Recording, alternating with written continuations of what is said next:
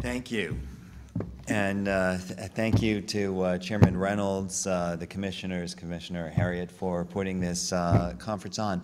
I'm very pleased to see you. I'm a little surprised to see you. When I was invited here, I was told I could say whatever I wanted to because you'd all be gone by now. I am the last speaker. I thought that was going to be my prerogative. I guess it's time for Plan B.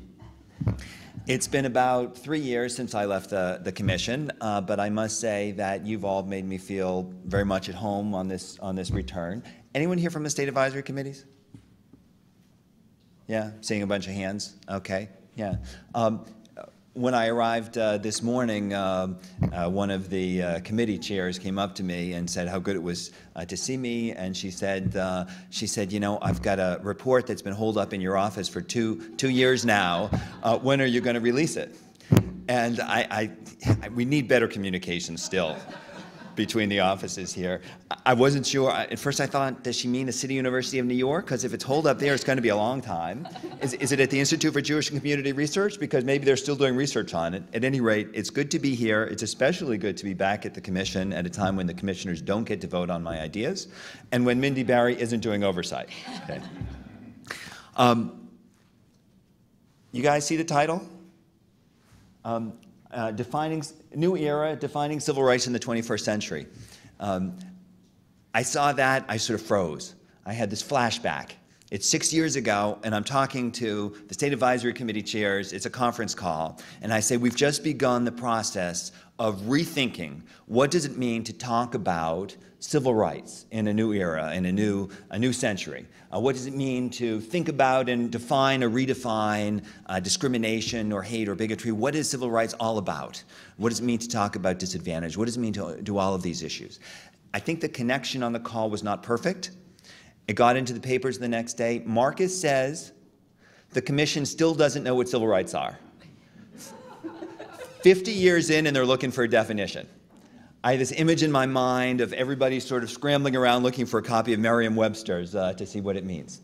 We've had some great talk today on defining or redefining civil rights, and I guess a part of the function of this panel is to talk about how do you implement it and what does the commission need to do next. I think it was a visionary move to have on this panel a majority of members who, at least at some points in the past, have encouraged scrapping it all together.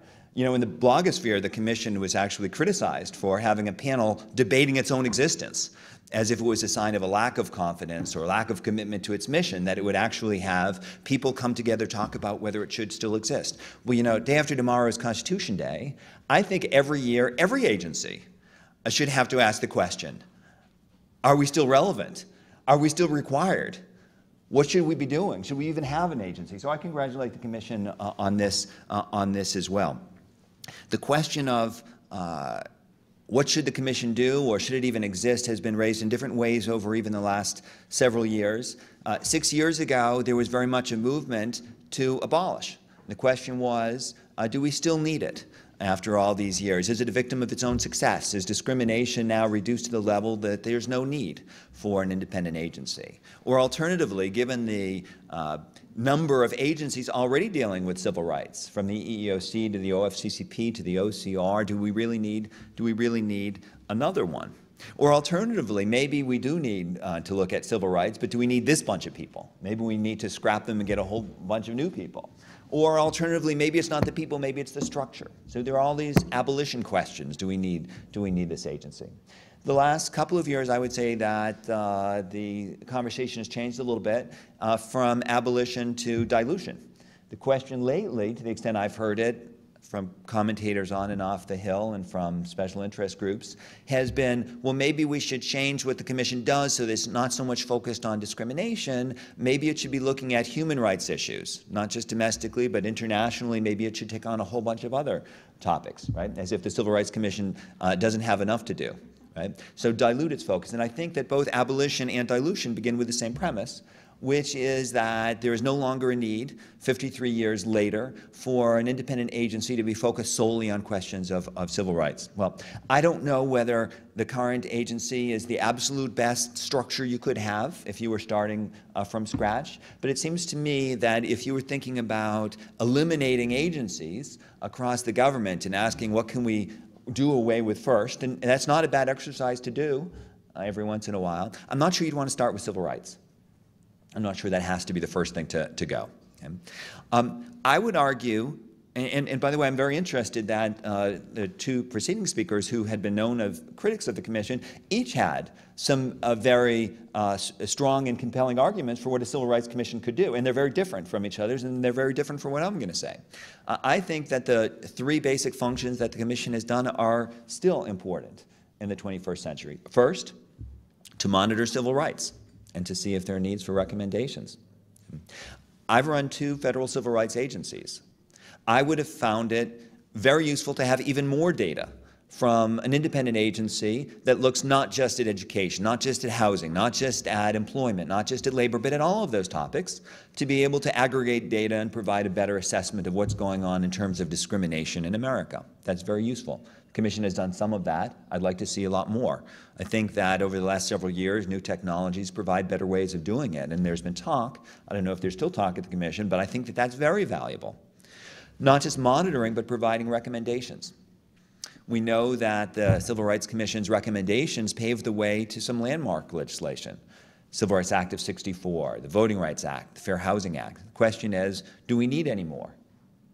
Is it time up? Have we really done everything?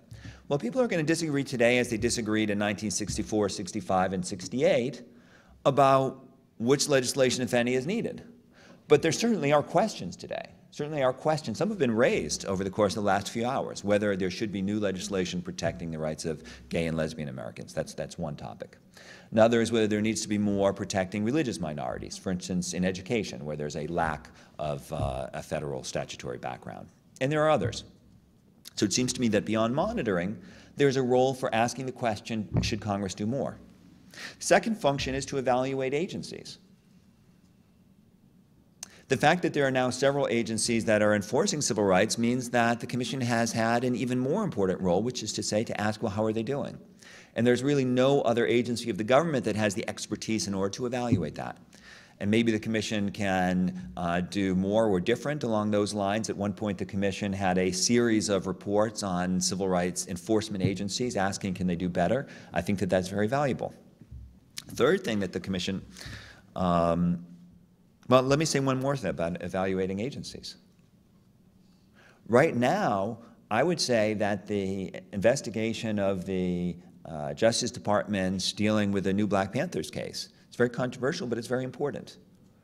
The Commission is really the one agency and the one major organization which has asked the question about whether the Department of Justice is doing the right thing there. And I think that that is very important, and it would be very unfortunate if the Obama administration or Congress blocked this investigation that's currently ongoing by the Civil Rights Commission. The third function has been to assess what Congress and the President have been doing. And I'm sure that that's not been a favorite of the President and Congress. So we've seen, for instance, just in the last several months, assessments by commissioners of what is or isn't in the Bailout Act or the health care legislation, and some very strong criticism by the Commission about what's being done. I think that's very useful also. All of these are important functions, and there's really no other agency that's in a better place to do it than the Commission. You may like everything the Commission's done, you may not like it. The fact is, considering the difficult issues and the passions that people have about civil rights, it's hard to agree with everything that any one organization is doing, but I think that these are all very important functions which should be done, and since there's no one else doing it, I think the Civil Rights Commission is the proper group to do it. There's this notion that what we need to have the Commission do is to change the dialogue or engage in a different sort of dialogue about race or civil rights. And I think that that has been one of the important functions of the Commission. That, for instance, the briefings that the Commission has been doing over the last few years have been very useful in terms of elevating a discourse involving civil rights. And I think that that's something that's worth having somewhere, and the Civil Rights Commission is doing it now. But at the end of the day, my own personal bias is for a little less conversation, a little more action. And I think that where the Commission is most useful is where it tells us the President, the Congress certainly, but also the American people, what forms of discrimination are out there, what civil rights are being violated, what needs to be done about it, to what extent are the federal agencies doing it, and if not, what do they need to do better? And 53 years or 54 years, however much it is into the history of the Civil Rights Commission, it seems to me that task is one that is not over and that the work still has to be done.